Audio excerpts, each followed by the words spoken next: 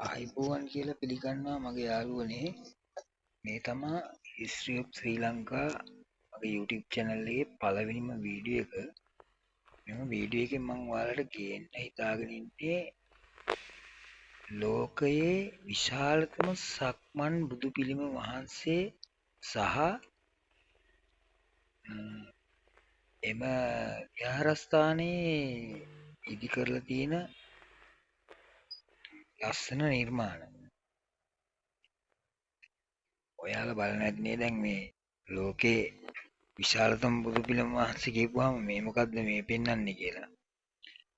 මේ තියෙන්නේ එම විහාරස්ථානයේ දායක පිරිස විසින් මේ විසෝ බණ්ඩාර කියලා කුඩාවට වැවක් නිර්මාණය කරලා තියෙනවා. ලස්සන වෙල්ලෑයක් තියෙනවා. අපි බලන්න ආපු බුදු පිළිම වහන්සේ තමයි ඔය ඈතින් දිස් වෙන්නේ. බලන්න කොච්චර ලස්සනද කියලා. තව ටික දුරක් යන්න තියෙනවා අපි යමු.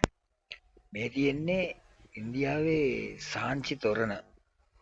ඒක ලංකාවේ තියෙන එකම තැන තමා මේ රණවන විහාරස්ථානය. ඉන්දියාවේ තියෙනට වඩා අංග සම්පූර්ණව තියෙනවා මේ සාංචි තොරණ රණවන පුරාණ විහාරස්ථානයේ පිළවතලා මේක වර තමා තියෙන්නේ මහනුවර නගරේ. යම් ටිකක් උඩට යන්න ඕනේ. මුලින්ම ඔයාලට මම පෙන්නන්නම් මෙම පන්සල නිර්මාණය කරන්න දායකත්වය දක්වපු කලාකරුවන් විසින් මුලින්ම නිර්මාණය කරලා තියන්නේ අටවිසි බුද්ධ ප්‍රතිමා වහන්සේලා සහ ඒ බුදුරජාණන් වහන්සේලා බුදුවීමට මේ උදව් වුණු වෘක්ෂය. ඒ කියන්නේ බෝධිය. ඒ හැම බෝධියක්ම මේකේ ඇත්තටම හදලා තිනවා. හරි අගය කරන්න ඕන වැඩක්. මම හිතන්නේ ලංකාවේ කොහෙවත් ඒ වගේ තැනක නිර්මාණය කරලා තිනු කියලා එහෙම. සියලුම බෝධින් වහන්සේලා ඇත්ත ශාකයම නිර්මාණය කරලා තියෙනවා. මගේ channel එක පළවෙනි වීඩියෝ එක මේක. මේක බලන අය මගේ ගැටලු තියෙනවා නම් මම එකතු කරගන්න ඕන දේවල් තියෙනවා නම් ඒවත් මට කමෙන්ට් කරන්න කියලා ඉවරලා මේ අවස්ථාවේම මම කියා සිටිනවා. අපි යන් ඉදිරියට. හරිම ලස්සනයි මේ පන්සල. මේක ඇත්තටම මේ ගොඩක් අය නොදුටු තැනක්. නමුත් සංචාරකයෝ ගොඩාක් එනවා. ආවට අපේ රටේ අය ගොඩක් අය නොදන්න තැනක් තමයි මේ මම අද වීඩියෝ එකෙන් ගේන්නේ. පළවෙනි වීඩියෝ එකෙන් ඉස්සරහා තියෙනවා කන්තක අස්පයාගේ පිටේ නැගලා චන්න ඇමතිත් සමග සිදුහත් කුමරා ගිහිගේ හැර යන දර්ශනය තමයි මෙතන නිර්මාණය කරලා තියෙන්නේ. ඔහොම ලස්සන දෙයක් නිර්මාණය කරලා තියෙනවා. මේ නිර්මාණ කිසිවක් කරද්දී සබාදාමට ගොඩක් ලොකුවට ගැටලු නොවන පරිදි තමයි නිර්මාණය කරලා තියෙන. ඒක තමයි අගය කරන්න ඕන ප්‍රධානම කටයුත්ත. මේක නිර්මාණය කරන්න දායක වෙච්ච මේ නිර්මාණ ශිල්පියන්ගේ දැනුම මනා දැනුම ඒකෙම ඉතිඹු වෙනවා. අපි මෙතන මේ කල් දෙක මැදින් නැගගෙන උඩට යන්න තියෙන්නේ. යනකොට දැක ගන්න පුළුවන් වෙස්සන්තර රජතුමා චූතක බමුණට තමන්ගේ දරුවන් දෙන්න දන් දුන්න දසුන මෙතන නිර්මාණය කරලා තිනවා. දරුවන් දෙන්න ජාඩිය සහ ක්‍රිෂ්ණ ජිනා තමයි මම දන්න තරමින් නම් දෙක. මෙතන මේක හදලා තිනවා. බලන්න සබාදාමට හානි කරලා නැහැ කියන්නේ විශාලතම විදියට වැඩුණු පුස්වැලක් තියෙනවා. යෝධ පුස්වැලක් කිව්වොත් තමයි නිවැරදි. උඩ තියෙනවා විශාලත පුස්වැලක්. ඉතින් ඒ පුස්වැල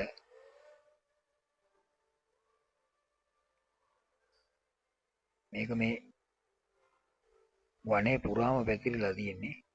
හැමතැනම මේක තියෙනවා දකින්න ලැබෙනවා. මේ වැලක්වත් කපලා හානි කරලා නැහැ. අර නරඹන්නන්න යන්න පඩිපෙළ සකස් කරලා තියෙනවා ඇරෙන්න කිසිම දෙයක් බලක්වත් කඩලා අයින් කරලා නැහැ. තියෙන විදිහට තමයි තියෙන්නේ. මෙතන තියෙනවා මේ කුංචි නාම පෝරුවක්. ඒක ගැන මම උඩට ගිහපුවම කතා කරන්නම්. අපි දැන් යන්න ඉදිරියේ තියෙනවා පිරිනිවන් පාන දර්ශනයක් තියෙන බුදුරුවක්. අත්නි ටිකක් පහළට බහින්න දැන්. මෙතන තියෙන යාළුවනේ බුදුරජාණන් වහන්සේ ගිහිගේ හැර යෑමෙන් පසු වනගත වෙලා සිටනකොට මේ අප උපස්ථාන කරපු ඇත්රාජසා මේ වඳුරා ඒක තමයි මෙතන මේ හදලා තියෙන්නේ.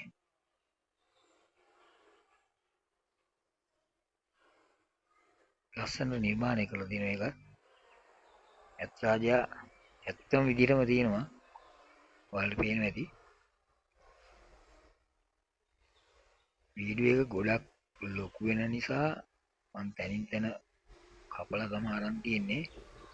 මේ තියෙන්නේ සුජාතා සිටු දේවිය කිරිපිඩු පූජා කරන දසම තමයි මේ තියෙන්නේ. අපි ඇවිල්ලා ඉන්නේ යාළුවනේ දැන් උඩට. තව චුට්ටක් ඉදිරියට ගිහුවාම අපිට බලා ගන්න පුළුවන් හොයාගෙන ආපු ලෝකයේම විශාලතම අපේ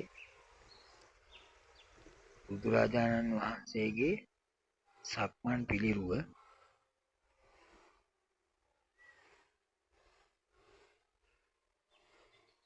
මේ සක්මන් බුදු රූපේ තමයි ලෝකේ විශාලතම බුදු පිළිම වහන්සේ විදියට නම් කරලා තියෙන්නේ.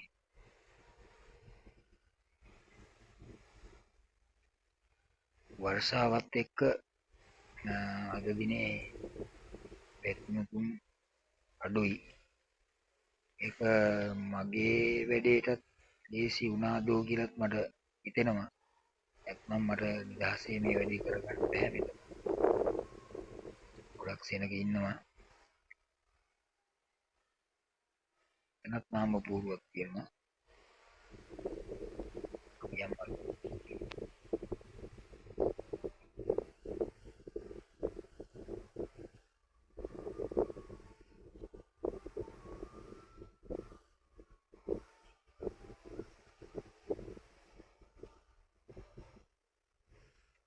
ඇත්තටම මේ විශිෂ්ට නිර්මාණය කරන්න දායකත්වය දුන්න සියලු දෙනාටම මේ ආත්මයේම නිවන් දකින්නත් පුළුවන් කියලා මම හිතනවා. ඒක විශිෂ්ට ගණයේ නිර්මාණයක්. සෑහෙන්න මහන්සි වෙන්න ඇති මේක හදන්න. පහළ සිට සියලු ද්‍රව්‍ය ඉහළට රැගෙන ඇවිල්ලා. ඔතන පෙනෙන්නේ නෙල්ලිගල විහාරස්ථානය. වටේ තියෙන රජමහා විහාරස්ථාන සියල්ල මෙතෙන්ට පේනවා.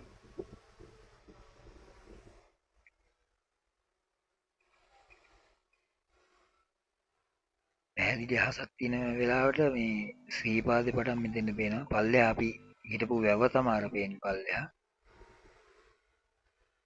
හිටපු තැන තමයි එතන.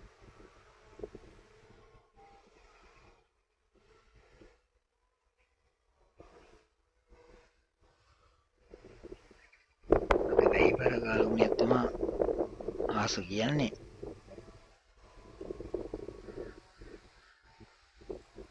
අපි යන්නේ තේර.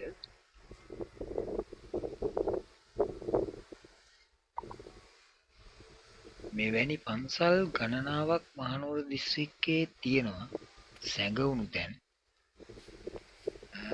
සමහර තැන් වලට කිසිම උපකාරයක් නැති වෙච්ච තැනුත් තියෙනවා. මෙම විහාරස්ථානය නම් විහාරාධිපති වහන්සේ විසින්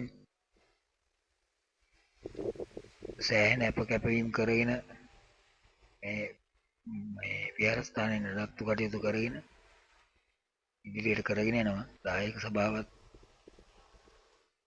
විශාල වශයෙන් උදව් කරනවා පන්සල රැක ගැනීම සඳහා. මෙතනක් තියෙනවා නාම පෝරුවක්. මේ නාම පෝරු 3-4ෙම තියෙන්නේ මේ සියලුම දේට උදව් කරපු සියලුම අයගේ නම් ගම්. මෙතන තියෙන්නේ බුදුරජාණන් වහන්සේගේ පළවෙනි ශ්‍රාවකයන් 80 දෙනාගේ ශ්‍රාවකයන් 80 දෙනාගේ පිළිම තමයි පිටිපස්සට හදපු කට්ටිය නම් ගම් තමයි තියෙන්නේ. මේ වැඩ සිටින්නේ සුමන සමන්දේ හාමුදුරුවෝ. අපි ඉදිරියට යමු. මේ හැම ශ්‍රාවක භික්ෂුවක්ගේම නම පහලින් සඳහන් කරලා තියෙනවා.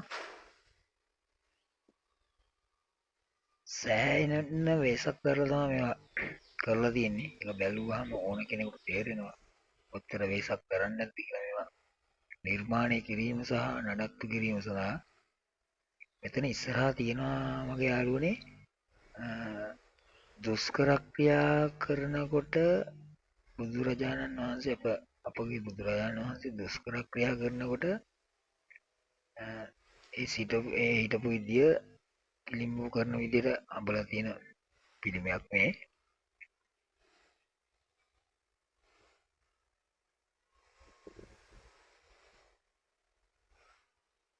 පරිසරයට කිසිම හානියක් කරන්නේ නැතුව තමයි මේ හැමදේම කරලා තියෙන්නේ.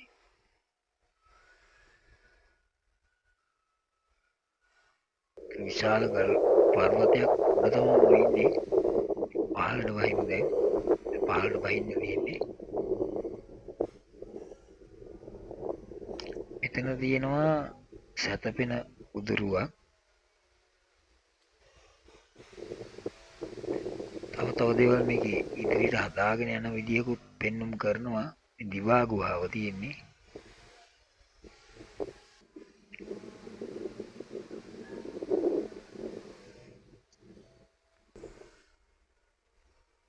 එන්න තියෙනවා මිහින්තලේ. පුංචි මිහින්තලේ. පිළඹතලාවේ රණවන පුරාණ විහාරස්ථානයේ තියෙන පුංචි මිහින්තලේ තමයි මේ මෙතන නිර්මාණය කරලා තියෙන්නේ. කලාකරුවගේ ඇස සොබාදමට යොමු වෙලා තියෙන අපූර්ව තමයි මෙතනින් නම් පෙනෙන්නේ. මෙතන තියෙනවා ජාතක කතාවක් යාළුවනේ. මට මතක නෑ මේ රජතුමාගේ නම නම්. මේ රජතුමාගේ බෞද්ධකම කොච්චරද කියලා බලාගන්න තමා සක්‍ර දේවේන්ද්‍රයා සක්‍රයා ඇවිල්ලා තින්නේ මේ යකෙක්ගේ රූපයක් අරගෙන. එහෙම තමයි කතාව අහලා තින්නේ. පුංචි කාලේ අහපු කතාවක් ඒක. පහළ තියෙන ධර්ම දේශනාවක් කරන පුංචි ගුහාවක්. මේ විහාරස්ථානයේ ඉහළ පරිසරය විහාරස්ථානයට නිධානයක් මෙන් දායකත්වයේ දක්වලා තියෙනවා කියලා මට හැඟෙනවා. මේ වටේ පිටේ තියෙන සියලුම දේවල් ලස්සනට නිර්මාණය කරන්න ස්වභාවික විදිහටම මේ නිර්මාණය වෙලා තියෙනවා. මේ ගලේ කටාරමක් පවා තියෙනවා.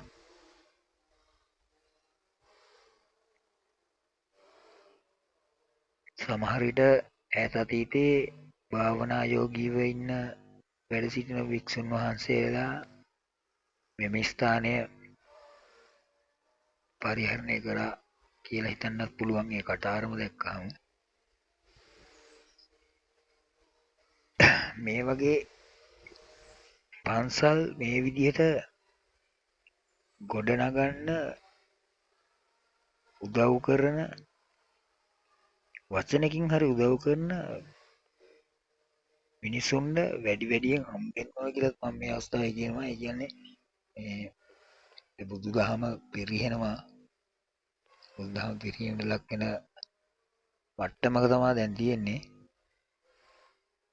මෙතන තියෙනවා මේ දන්ත ධාතුන් වහන්සේ ශ්‍රී ලංකාවට වැඩම කරපු හේමමාලී කුමරියයි දන්ත කුමරුගේ රූපෙකුත් තව තියෙනවා දෙව්දත් විසින් බුදුරජාණන් වහන්සේට කල් පෙරලන විදිය දසුනකුත් මෙතන හදලා තියෙනවා. මෙම පන්සලට ඇවිල්ලම තමා මේක බලන්න ඕනේ. ඇවිල්ලා තමන්ගේ සියසින්ම බලා ගන්න කියලා මම මේ වීඩියෝ එක බලන අයගෙන් ඉල්ලා සිටිනවා. තව මේ මගේ පළවෙනි වීඩියෝ එක මේක. මම මේක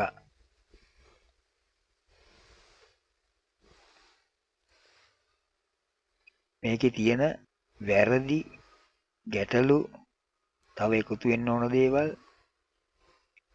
ඔබලගේ අදහස් යෝජනා චෝදනා සියලු දේවල් මට ඉදිරිපත් කරන්න කියලා මම ඉල්ලා සිටිනවා. මේ තියෙන පහළ බුදුගේ තිබෙන චිත්‍ර